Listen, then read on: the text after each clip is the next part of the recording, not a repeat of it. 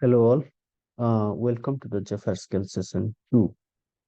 So last session we have seen how to create test cases. So we have seen how the test steps can be created in the test cases. So today we'll discuss more on the test cases, creating test cases in Zephyr scale. So the topic what we are going to cover today is parameters, call to test, and version control. Okay. So without further delay, let's get started. I'll let you know what is the use of this parameter called to test and version control. So once the session is done, you'll have a clear understanding of all these three things. Okay. So let's go to the Zephyr scale. Now, last session we have seen that how to create test cases, right? Today also let's create a test case basically. So let's create a uh, login test case. Okay. So log into the application test script. So what will be the test scripts, right? When when we create a test case, we write the test step and the expected result. So when we log into any of the application, what we write? Login. Okay. So we'll say input username, right? User uh, inputs username. Okay. Third step input password user can write enters or input whatever user enters password and click and user enter password and click on login button. This is simple thing. So according whatever your requirement, you can change it. Now, if you see here, right, when we create anything, something is written, right? Art step, call to test, clone, attach, files, delete. All the things we will discuss in following sessions. But today I want to let you know there is something called, if you go here, parameters, right? Parameters. So what will happen if you click on it? You can see you are able to get a section where it say add parameter, right? So I mean, let's say you are writing a generic test case, right? So whenever you launch any application, whether it is your Outlook application or whatever application you are testing, right? So the steps like inputting the username and inputting the password will remain same. So I don't uh, want to create separate test cases for each application for logging in. Okay, where you input your username and password. So we'll write a generic test case which can be used. We'll elaborate more on it, but I'll just explain what is the parameter here, right? So you can see there is something called add parameter. Let's add some parameters. So if you see in our step, we have given username, right? Let's make it a parameter basically. Username, uh, default value is none. Uh, then add one more parameter, password. Okay, default value none. So what is the benefit of it is when you are writing the application, right? When you are writing the test cases, you don't have to specify here like this. You can specify the username, whatever the parameter you are going to pass. You think of like when you are, going through C++ or C application, generally in a function, you pass parameters, right? The basic thing which we have studied in school or colleges, how we pass parameter to a function. Similar things is useful here. So if you give the symbol, curly bracket, automatically it will come username. So you can make it like this. Remove the password and give the password as well here. So it comes. So what you are doing here is you are basically parameterizing your test case. And what is the benefit of it? We'll look into the coming uh, uh, things. Okay. So just wanted to let you know what parameter means here. So you can parameterize your test cases. Now I save the test cases. I'll go back. If you want to have a view, you can just open it and see that how your test scripts look like. So here two things are there, username and password. Now what is the benefit of it, right? Now for Jenkins automation, if you are writing a test case where you are saying that uh, system admin system admin login to Jenkins, right? Object is login to the Jenkins using system admin credentials, right? So what will happen here when you create? So what again? You need to input your username and password, right? Because as we have already a test script written for this username and password, we don't want to rewrite. So basically, what we are doing is we are modularizing the test cases. We are dividing into different modules so that that test case can be reused. As I said, so different application we will use the same test case, right? So how do you do that?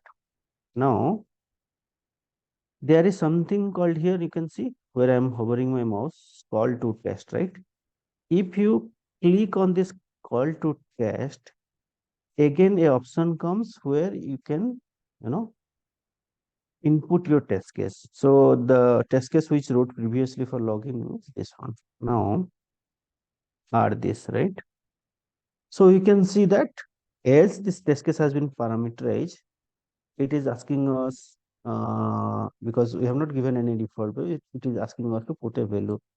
So what I will write, I'll write the username as Rose, value as something QW at the rate 23 WS, something like that. Password, right? So steps. So automatically you can see whatever parameter you have given, when you execute it, these parameters will be passed to your execution details. As we have not created, as I have not explained you how it works, the test cycle and the test execution, but to make you understand how this parameter is help in creating our test execution, what we'll do is we'll just go to the any other test cycle. Okay, we'll create a test cycle, but don't think much about test cycle. I will explain you more details how the test cycle works. But as of now, let's say we have a test cycle exist. Okay. So in a test cycle is basically test execution where we will add our test cases, what we need to execute. Let me add the test cases which we created for our system admin to log into Jenkins. So I will save it. Okay. So there is some mandatory parameter we need to add. Plan date. All the things you don't bother about it right now. We'll let you know in more detail when you go to the test cycle sessions. Okay. Now I save it. Go to the test case. I'll open one more time this one. So we have saved the test cycle. Mm, DVR85 is our test cycle. Okay. So this is where. So basically, what happens when you execution start, you have to do a lot of things. But I'll show you how this helps. Now you can see we have passed the value as Saroj and the password is like this, right? So when you do execution, the parameter value will come like this. Okay. That's why the call to test is useful. Basically, you are modularizing your test cases so that you don't have to repeat some of the test cases, which is a basic functionality and can be reused in many test cases. Okay. Similarly, I have given one example. You can, I mean, if required, you can add more steps, more test cases in it. So, I mean, according to your wish, you can do it. Okay. Now, if you, what happens is if there is a change, if you do in the change, suppose you change it to Saroj K, right? So what happens is it will affect uh, your main thing also. If you go 85, right, where we have added. So you can, the test script is outdated because the test case has been changed. Update the test script, right? Update. So update value will come. But don't bother the test cycle related things as of now. We'll have, as I am repeating the same thing again and again, we'll discuss more about it. And I will touch base again on this parameterized part when we come to the test cycle. Okay. That's all about this um, parameters and call to test. Hope you understand. If you guys got any doubt, then you can put me in the comment section. I'll try to answer. Okay. Next is the version control. What is the use of this version control is, let's say we are creating a test case. We say, hmm, launch the application, launch the Jenkins, Jenkins URL. Okay. Um, Now launch the Jenkins URL. Now the test script for it is launch the URL. Suppose https colon, oh, sorry, https colon slash slash 123.24, something is there, right? Or let's say, let's change it to whatever my, this one will put http.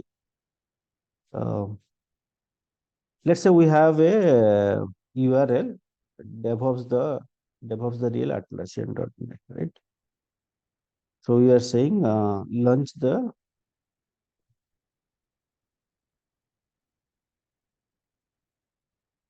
Atlassian URL. Okay, launch the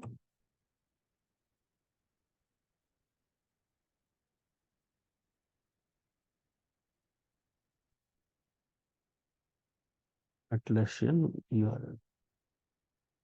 Sorry, this is spelling mistake. The test scripts launch the URL. We are saying Control C, launch the URL,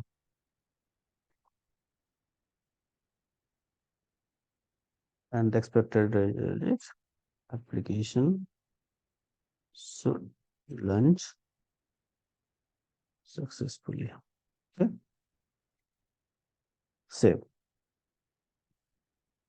Now you can see here there is a version is coming, right? Where I'm hovering my mouse, 1.0 is there, and something called new version also coming. We'll see.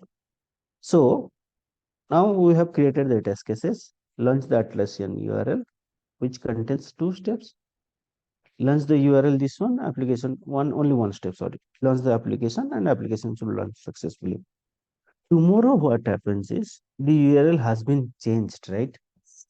Let's say instead of that .NET, it has become .com. Okay.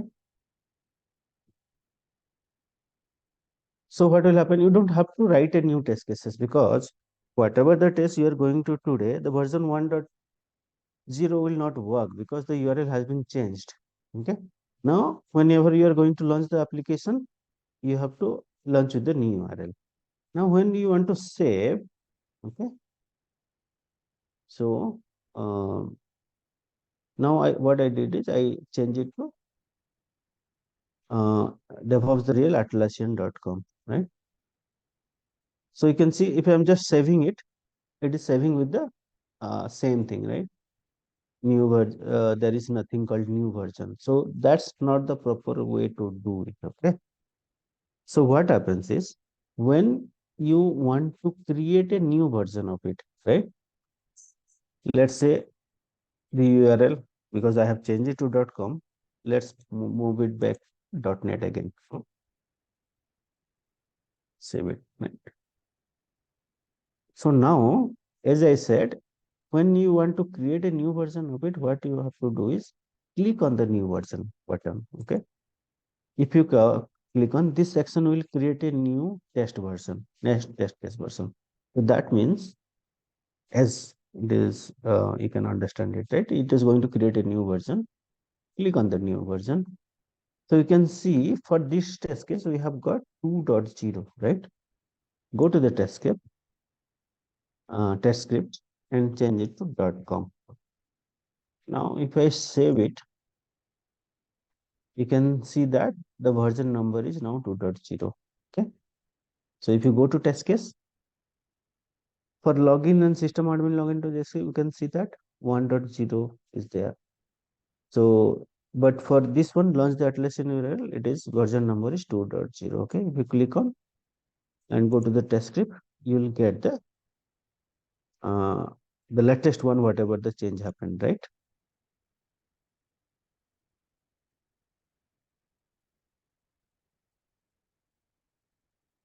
So here you can see, still it is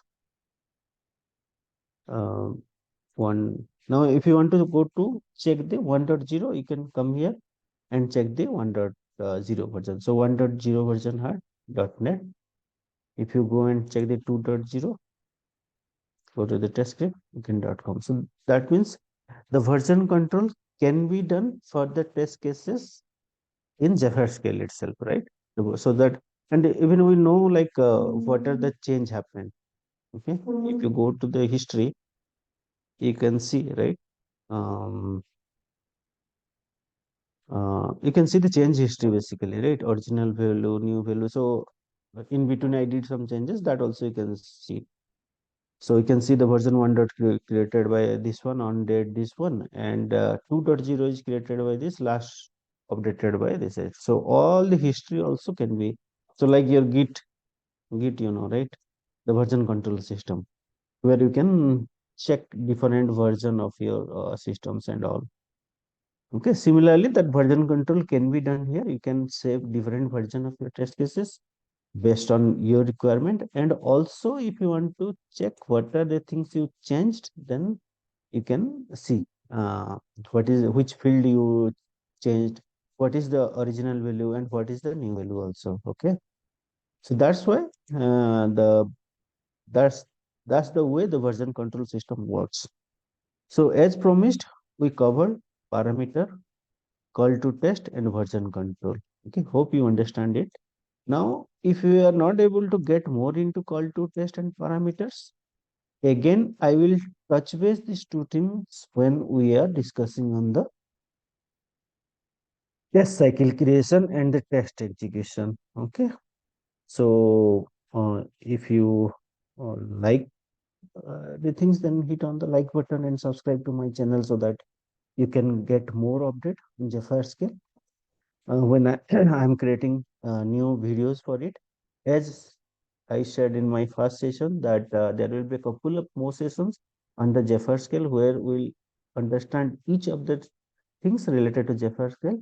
And also last couple of session will be based on the automation, how you can use the REST APIs available for Zephyr scale cloud version and create automation script to execute the test cases, create the test cases, get the test cases. So everything, whatever we are doing right now manually, all the things can be automated. Please watch out for the coming sessions. Hope you got a clear understanding whatever we discussed today. Right? If you understood it, and you can share this session with your friends, which is useful for them who are starting on Zephyr scale. See you in the next session. Till then, take care and goodbye.